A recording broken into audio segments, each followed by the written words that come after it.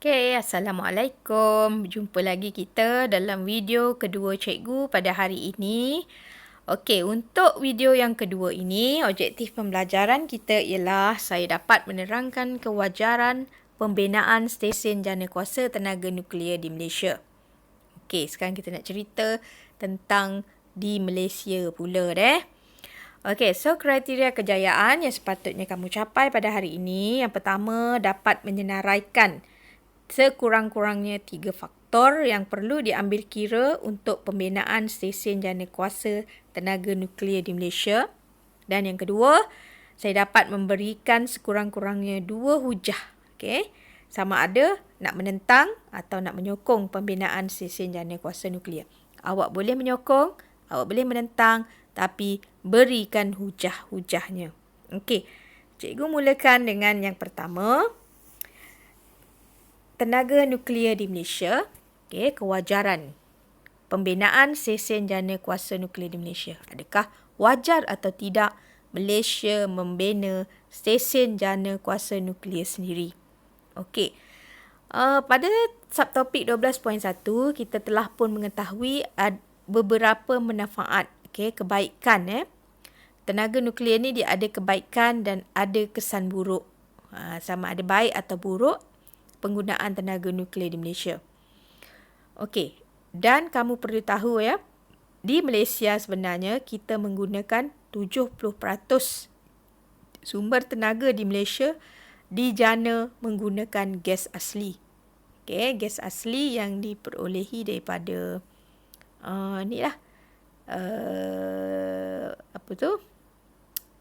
di yang negeri-negeri yang banyak minyak lah Terengganu, Sarawak tu. Okey, di Kelantan pun ada. Okey. Petroleum, gas asli dan barang arang batu. Arang batu adalah bahan api fosil yang tidak boleh diperbaharui. Maknanya akan kehabisan satu masa nanti. Sebab bahan api fosil ni, apa yang kita dapat sekarang ni adalah hasil daripada kejadiannya berjuta-juta tahun dahulu. Jadi tak mustahil akan habis bahan api yang berasaskan bahan api fosil ini. Dan contoh bahan api fosil ni 3 ya. Petroleum, gas asli dan arang batu. Okey. Sekarang kita tengok dialog ni deh. Okey, cuba kita tengok dialog ni. Pelajar perempuan ni memberikan pendapatnya. Dia kata Malaysia perlu bina stesen janakuasa nuklear untuk menampung permintaan pengguna terhadap tenaga elektrik yang semakin meningkat. Kita tak nafikan permintaan terhadap tenaga elektrik kat Malaysia ni semakin meningkat. Okay, kita tak boleh kalau tak ada tenaga elektrik ni. Kalau tenaga elektrik tak ada, banyak peralatan yang tak boleh digunakan. Kita beli sia-sia lah kalau tak ada tenaga elektrik. Dan kita kena akui yang apabila ada tenaga elektrik, banyak peralatan yang memerlukan tenaga elektrik ini boleh berfungsi dan kita manusia pun kerja kita makin mudah. Menjadikan hidup kita lebih selesa, menjadikan hidup kita lebih mudah, menjimatkan masa. Tetapi ada juga pendapat yang mengatakan mereka tak setuju. Kalau reaktor nuklear ni dibina di Malaysia, alasannya ialah kerana reaktor nuklear ini boleh menghasilkan sisa radioaktif yang berbahaya. Macam mana yang video yang pertama tadi, cikgu ada bagi tahu kan. Antara penyakit-penyakit ataupun kesan-kesan akibat daripada radiasi nuklear. Okey, jadi kita takut yang ni lah. Yang ni kurang setuju sebab takut terdedah kepada sisa radioaktif yang berbahaya apabila tidak dikendalikan dengan cermat. Dan kita sebenarnya kena tengoklah. Ada beberapa faktor yang perlu diambil kira sebelum membina stesen janakuasa nuklear. Apakah faktor-faktor tersebut? Pertama ialah dari segi bahan api fosil. Sebagaimana cikgu bagi tahu tadi, iaitu arang batu, gas asli dan petroleum akan habis sebab bahan api ini ialah bahan api yang tak boleh diperbaharui. Dan apabila kuantitinya semakin sedikit, maka kosnya semakin meningkat. Jadi lepas ni kalau harga minyak mahal, jangan duk marah lah. Itu menunjukkan yang kemungkinan semakin habis dah. Okay, bahan api fosil di Malaysia menyebabkan kos semakin meningkat kerana permintaan yang tinggi. Okay, kemudian kita kena tahu juga sebenarnya yang kesan pencemaran oleh tenaga nuklear ni sebenarnya lebih rendah. Maknanya dari segi pencemaran, tenaga nuklear kurang mencemarkan udara banding dengan sumber bahan api fosil. Sumber bahan api fosil inilah penyebab kepada pemanasan global. Kerana pembakaran bahan api fosil menyebabkan pembebasan karbon dioksida yang banyak lalu terperangkap di bumi kita menyebabkan bumi kita menjadi panas. Itu kebaikan lah. Yang kedua ini kebaikan penggunaan tenaga nuklear. Okey, yang ketiga melibatkan kawasan yang strategik untuk membina stesen jana kuasa nuklear perlu ada tempat yang strategik. Kawasannya perlu dekatan dengan punca air. Kenapa? Sebab air itu diperlukan untuk proses penyejukan di dalam reaktor nuklear. So, kena fikirkan tu. Okay? Kena bina reaktor nuklear berdekatan dengan kawasan punca air. Kalau di Jepun, banyak di tepi-tepi di tepi laut lah. Okay? Sebab tu, bila berlaku tsunami, menyebabkan berlaku kebocoran di reaktor nuklear. Okay. Kemudian, faktor yang keempat ialah dari segi kadar tenaga yang dikeluarkan oleh sumber tenaga nuklear. Kadar tenaga yang dikeluarkan oleh tenaga nuklear ini sangat besar, jauh lebih besar daripada tenaga yang dihasilkan apabila kita menggunakan bahan api fosil. Okey, so itu adalah antara faktor-faktor yang perlu diambil kira sebelum membina stesen jana kuasa nuklear di negara kita. Okey, dan kita pun sebenarnya negara kita ada agensi nuklear sendiri, okey. Agensi Nuklear Malaysia ni dulu dikenali sebagai Institut Penyelidikan Teknologi Nuklear Malaysia atau MIN. Itu dulu. Sekarang Agensi Nuklear Malaysia lah. Okey. Terletak di Bangi, Selangor. Okey, tujuannya ialah untuk menyelaras aktiviti berteraskan sains dan teknologi nuklear serta teknologi yang berkaitan dengannya. Aktiviti utama Agensi Nuklear Malaysia ialah melakukan penyelidikan serta pembangunan teknologi nuklear untuk pembangunan negara dan kerjasama antarabangsa. Okey. So, soalan satu tu boleh jawab tak semua? Apakah dua sumber tenaga utama di Malaysia? Boleh jawab kan? Sumber tenaga utama di Malaysia pada masa ini ialah petroleum, gas asli dan juga arang batu. Okey, yang kedua, boleh tak nyatakan 3 faktor yang perlu diambil kira bagi melaksanakan pembinaan stesen jana kuasa nuklear? Okey, boleh rujuk di sini. Okey, di sini ada 4 faktor, jadi dia nak 3 sahaja. Okey, kemudian yang terakhir, okey. Yang terakhir, hujah yang menyokong dan menentang pembinaan stesen jana kuasa. Okey, kita tengok yang menyokong dulu.